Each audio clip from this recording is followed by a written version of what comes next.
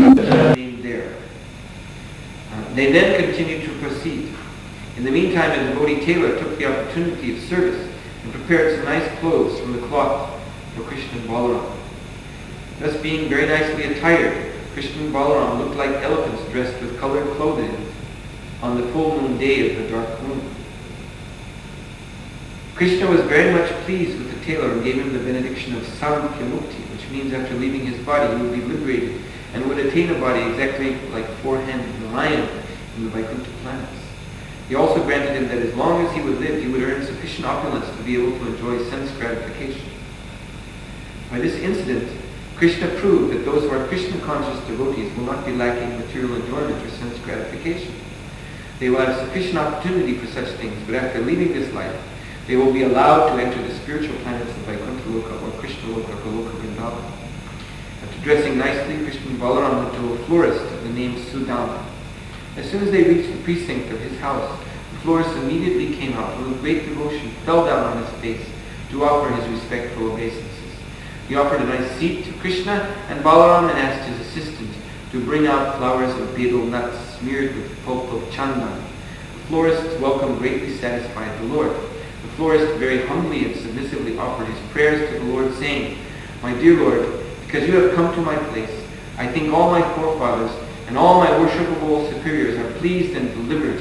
My dear Lord, you are the supreme cause of all causes of this cosmic manifestation, but for the benefit of the residents of this earthly planet, you have appeared with your plenary portion to give protection to your devotees and annihilate the demons. You are equally disposed as the friend of all living entities. You are the Supersoul, and you do not discriminate between friend and enemy. Yet you are pleased to give your devotees a special result of their devotional activities. My Lord, I am praying that you please tell me whatever you wish me to do, because I am your eternal servant. If you will allow me to do something, it will be a great favor to me." The florist, Sudam, was greatly pleased within his heart by seeing Krishna and Balaram in his place, and thus, as his choicest desire, he made 2 exquisite garlands of various flowers and presented them to the Lord. Both Krishna and Balaram were very pleased with his sincere service, and Krishna offered the florist his salutation and benediction, which he is always prepared to bestow upon the surrendered souls. When the florist was offered benediction, he begged from the Lord that he might remain his eternal servant in devotional service, and by such service do good to all living creatures. By this it is clear that a devotee of the Lord in Krishna consciousness should not be simply satisfied by his own advancement in devotional service. He must be willing to work for the welfare of all others. This example was followed by the 6 Goswamis of Vrindavan. It is therefore stated in their prayer, Lokanam hitikarinam, Vaishnavas or devotees of the Lord are not selfish. Whatever benefit they derive from the Supreme Personality of Godhead, His benediction, they want to distribute to all other persons. That is the greatest of all humanitarian activities. Being satisfied with the florist, Lord Krishna not only gave him benediction for whatever he wanted, but over and above that he offered him all material opulences, family prosperity, long duration of life, and whatever else his heart desired within the material world. Thus ends the Bhaktivedanta purport of the 2nd volume, 6th chapter of Krishna. Krishna enters Mathura. So, in this very beautiful and exciting chapter of Krishna book, we find in a very practical way, in a very graphic and practical way, the distinction between devotee of the Lord, and non-devotee is very clearly made. I'm referring again to what we read before. When some philosopher, scholar like Dr. Radhakrishna writes a commentary on the Bhagavad Gita, then many people around the world think that, oh, here is someone who knows something about Krishna. They think he is a pious Hindu Brahmin, he is well versed in Hindu philosophy, so he's an authority in Krishna consciousness. Of course, we're talking about people who have not had much contact with the International Society for Krishna Consciousness, because if they had such contact, they would very quickly learn the real position of Dr. Radhakrishna. But just the general public who may be interested to know what is Bhagavad Gita, they go to the library, to the bookstore, and they find some edition, and they take it and read it. And they think, oh, this is someone who knows something about Krishna. But to know something about Krishna, or to be knowledgeable about Krishna, in fact, means to be devotee of Krishna, which means, in practical fact, to render service to Krishna. And we see in the case of that washerman, he wanted to correct Krishna. Now this is exactly also what Dr. Radhakrishnan is doing in his commentary. Krishna is saying one thing, surrender to me, and Dr. Radhakrishnan is saying, my dear young man, I have practical experience. Just he was making, his commentary is just like this washerman. It is not to you whom we must surrender, but to the inborn, the unborn within you, the impersonal eternal. So he's correcting Krishna. So there may be some connection to Krishna, like that washerman. There's some connection that he could see Krishna face to face. That Krishna offered him, render some service to me, give me these clothes. But then this washerman was so puffed up, so proud, that he thought, I will correct this foolish young boy. And so Krishna immediately silenced him by severing his head, the upper portion of his hand. So similarly, a scholar like Dr. Radhakrishnan, it's very interesting to also note how he spent the last years of his life. He was preaching this impersonalism, which means that God does not speak, God does not walk, God does not move and have sensory activities, and so on and so forth. So Dr. Radhakrishnan, for the last, I don't know how many years, several years at least of his life, he was paralyzed completely. He had some stroke. And so he was forced to lie in the bed and not talk and not move. So this way he could himself learn what is this impersonal existence really like. And I hope for his sake that perhaps at some time during that suffering condition he did reflect that could God really exist eternally in this sort of condition that I'm in? Could this state really be the divine state? No, of course not. So Krishna is the supreme person, supreme transcendental spiritual person. He has senses and he enjoys with his senses. But what does he enjoy? Actually, he enjoys the loving devotion of his servants, of his bhaktas. So we see that the tailor, the devotee tailor, and Sudama, the flower seller, they immediately stepped forward to render service to Krishna. So, and then Krishna blessed them with his personal association in this life and in the next existence in the spiritual world. So, actually Krishna, as we heard, Srila Prabhupada explained, quoting this Nama Chintamani Krishna's Chaitanya Rasa Vigraha, this verse, Krishna is non-different. Abhinadvan Nama Nami No. Abhinadvan means Abhina. Abhina means not separated. So the Nami means he who is named, and the Nama, the name itself, they're not separate in Krishna's case. The name of Krishna is Krishna. So, and when we receive the holy name of Krishna, or we receive Krishna Katha, like we were hearing the Krishna book, which is Srimad Bhagavatam, then Pravishta Karna Randrena Dhunoti Pavishtakarna Rangrena Shvanam Bhava Sororuham. Yes.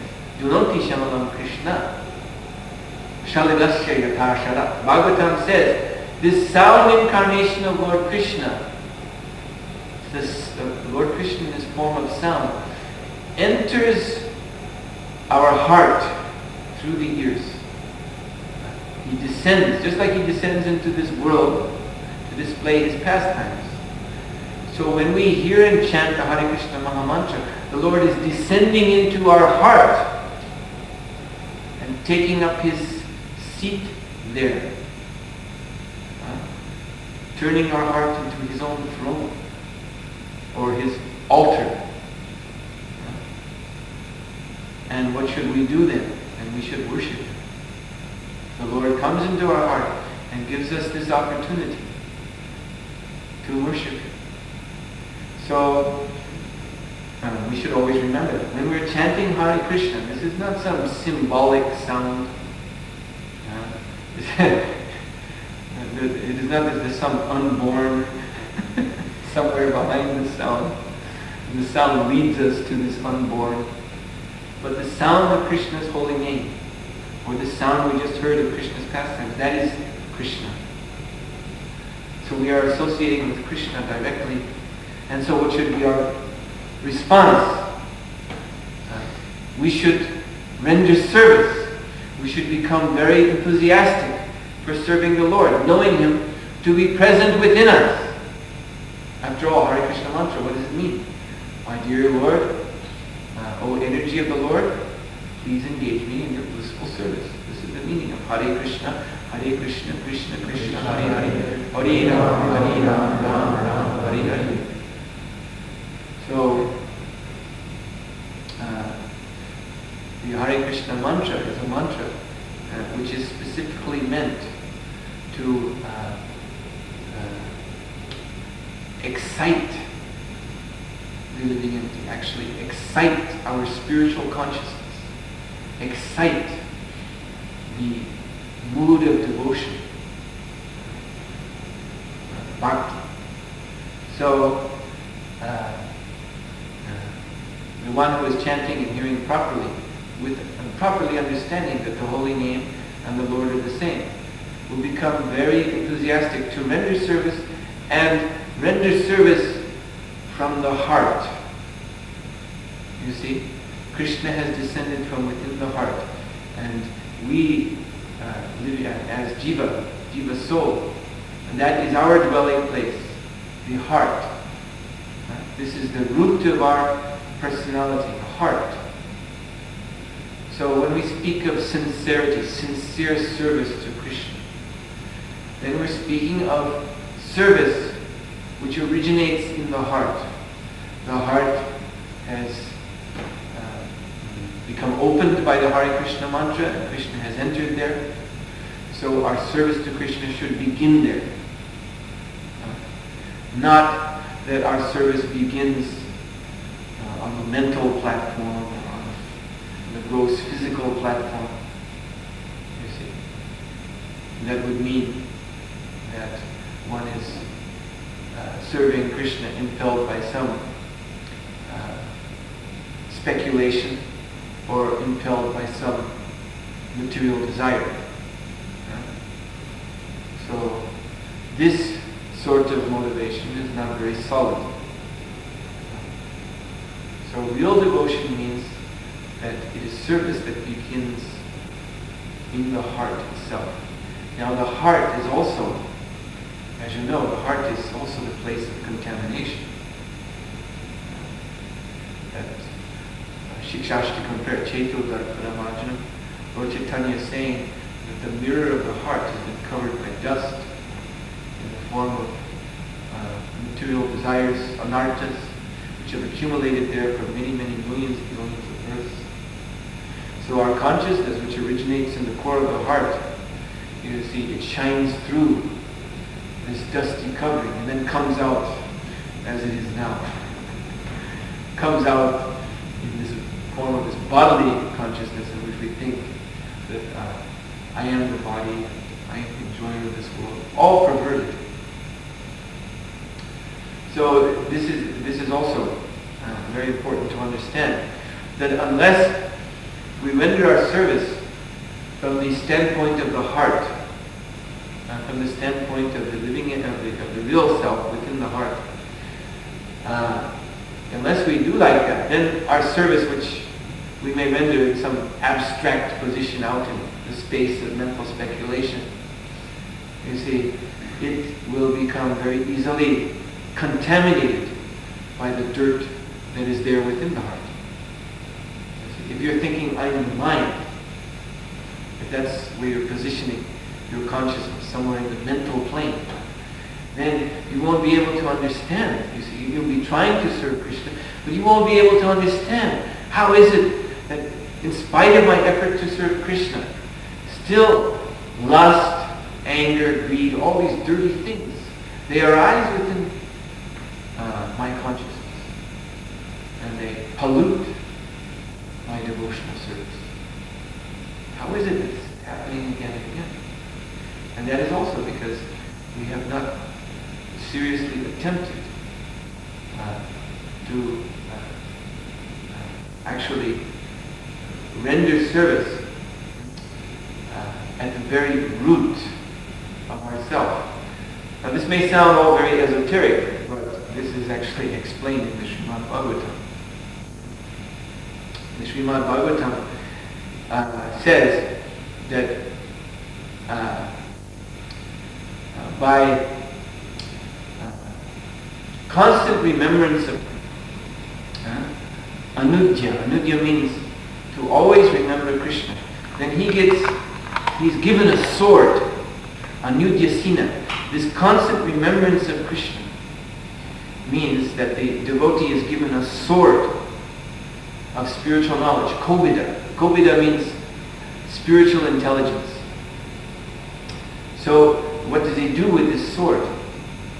He cuts through chindanti karma nirbandham. He cuts through that very thick, very complex knot of karma in the heart. This is what we're speaking of, the dirt within the heart. Our heart, our soul, has been bound up by a great entangling knot of karma which stretches back for as long as we have been in this material existence. So you won't be able to unravel that knot by mental speculation, by reading lots of various philosophical books, by thinking this way and that way about your life. You certainly won't be able to unravel that knot of karma by physical efforts. We need this sword of constant remembrance of Krishna. So, how do we get that constant remembrance of Krishna? Ko na kuryat pratim kata.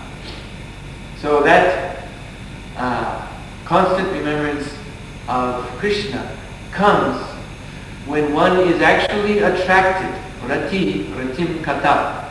So kata means the subject of Krishna. Krishna kata. Any discussion or any talk which has to do about Krishna. Ratim means attraction. So when one derives pleasure, nectar, from hearing about Krishna, then this effects this constant remembrance. So again, this all takes place in the heart.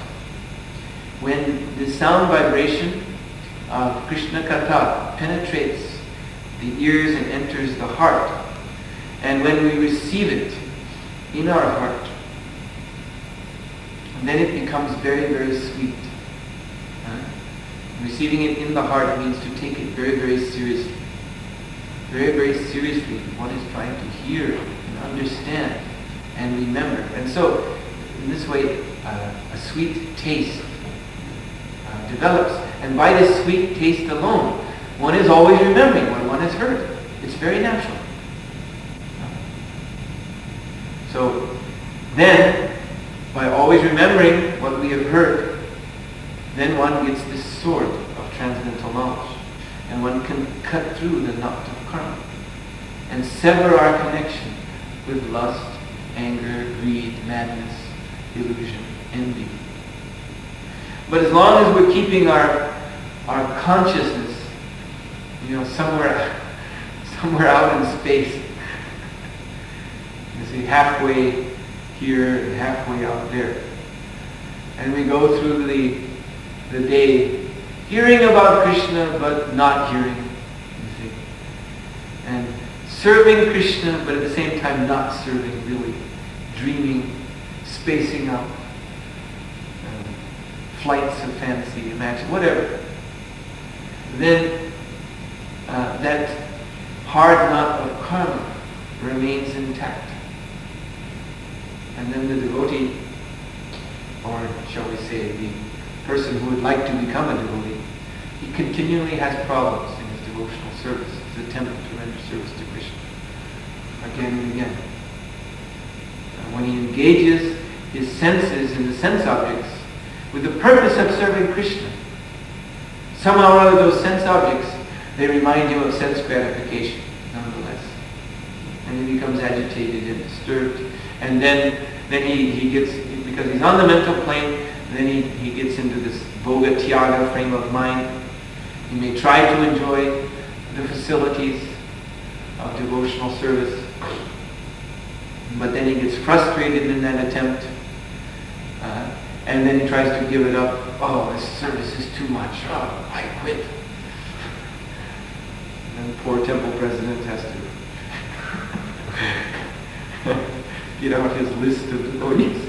Who can replace this Prabhu? Because now he has to do something else because he's fried in that service. And then he tells the new Prabhu, but anyway, this will be temporary because I know him. He'll get fried in that service and he'll come back in this way. Now this is all because the mind is not being drawn down to the very root of the self in the heart. Where Krishna, he's entering and he's waiting there.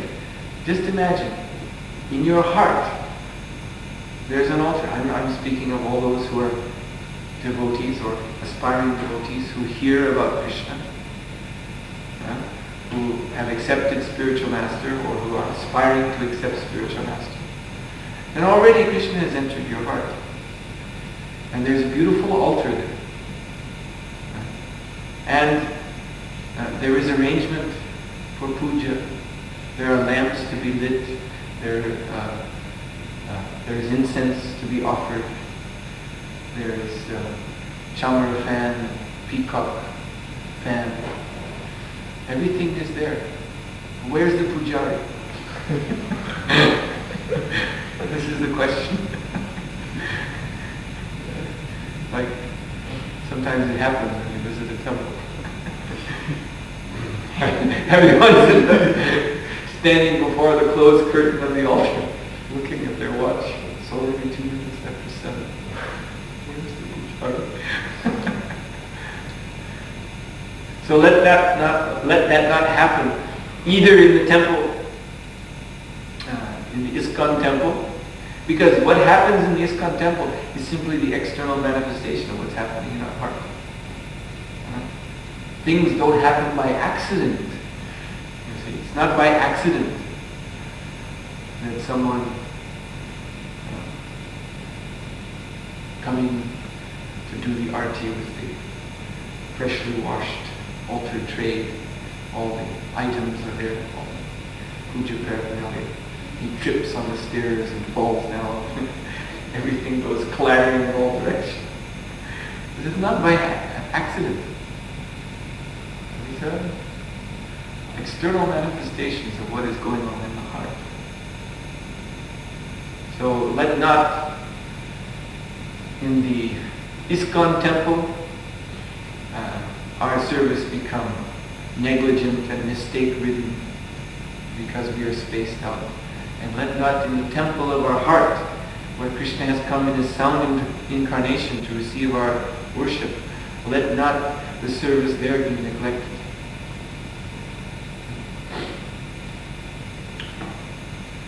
So I would like to stop here.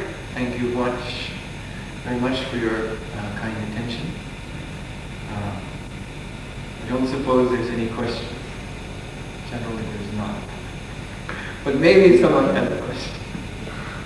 You can ask it now.